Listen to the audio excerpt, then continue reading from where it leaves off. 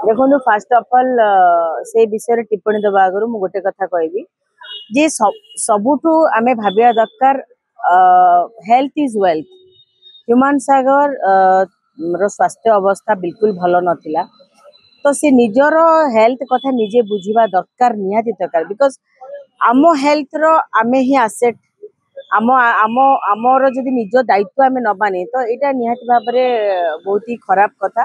कहीं स्वास्थ्य थिले आमे गीत गाई परिबा आमे एंटरटेनमेंट देई परिबा करई परिबा सब किछि करि परिबा किंतु जदि आपे निजे निजे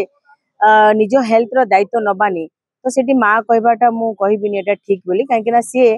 विगत जेतेबेले सेप्टेम्बर अक्टोबर रे से मो स्टूडियो रे 1.5 मास मो स्टूडियो तांको बैंड निये प्रैक्टिस करिया पई तो मु से समय रे देखिथिली से केते दुर्बल थिले बहुत दुर्बल थिले चालीबा को मध्य अक्षम थिले तो सी सेठी रेस्ट नेबा परिवर्ते शो गुडा करूथिले एटा बहुत दुखद विषय। ह्यूमान सागर जो परिस्थिति रे से चाली गले एते यंग एज रु ओडिशा गोटे म्यूजिक इंडस्ट्री गोटे अपूरणीय क्षति सहीबा को पड़ुछि कहीं तांकर सब्स्टिट्यूट आउ केही नाहंती। I am also a big fan of Humane Sagar. मु जदि ओडिया रो कहार गीत गाए गुनगुनाए सी होची ह्यूमान सागर तेणु करी मते पर्सनली ह्यूमान सागर गलार 3-4 दिन आज को हेलानी तो निजको मध्य मु एस्टाब्लिश करि पारनोथिली जे ह्यूमान सागर सतरे नाहंती बोली तो एटा निहाती भाव में मु कहिबी जे माँ सब बेले माँ से जेंति गाइथिले माँ तो बिना जो गीत गाइथिले सेते जो हृदय स्पर्शी थिला लाइन तो एटा देखिबा कथा जे माँ रो भल पाइबा पुओ उपरे निहाती रहबो तो से जेते बेले देखो जेते बेले आमे बड़ हो जाउछु आमे देखुछे जे आमे निजे इंडिपेंडेंट चलुछु को माँ बापा को कथा भी छुआ माने मानंतिनी यंग ये हैला परे से माने भाबंती जे आम कथा बापा माँ मानंतो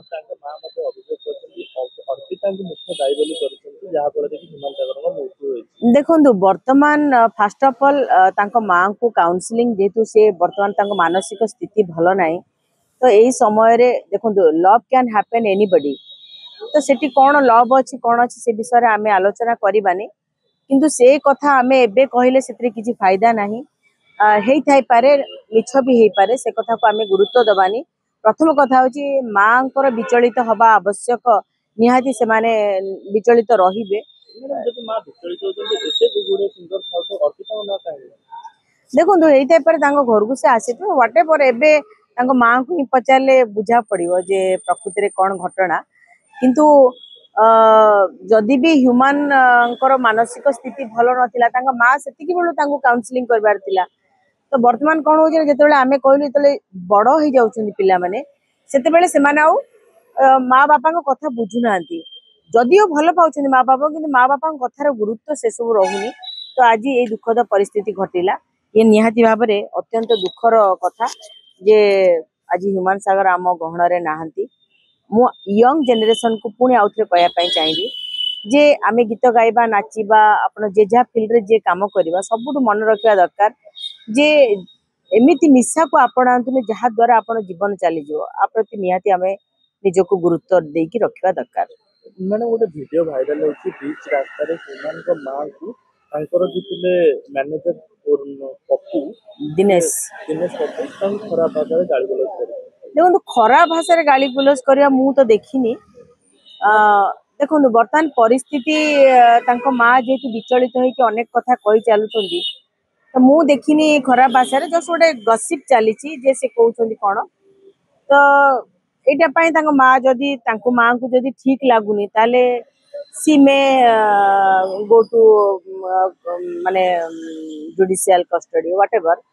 किंतु वर्तमान जदि आमे एई विषय आलोचना ठू वर्तमान ह्यूमान सागर चर्चा आहुरी बढ़ी जाइए जे आमे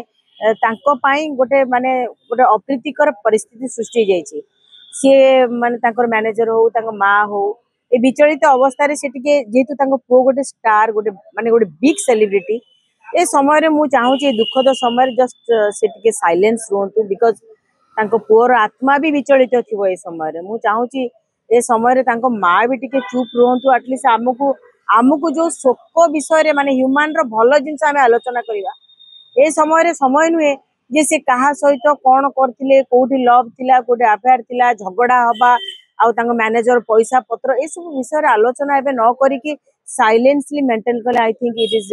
good for our society and good for our ମାନେ being a human ଆମେ ଏସବୁ ବିଷୟରେ ଦାୟିତ୍ୱ ନେବା ଦରକାର।